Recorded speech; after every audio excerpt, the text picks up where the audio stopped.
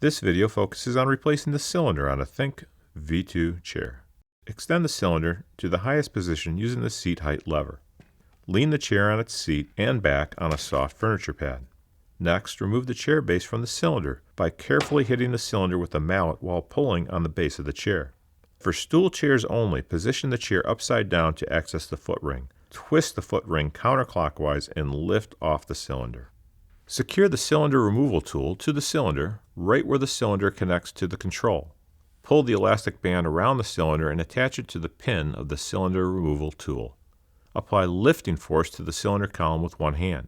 With a hammer or mallet in the other hand, give the removal tool several solid hits on the flat area. If the cylinder does not separate from the control, apply WD-40 where the cylinder is embedded into the control. Wait 20 minutes and then repeat the procedure.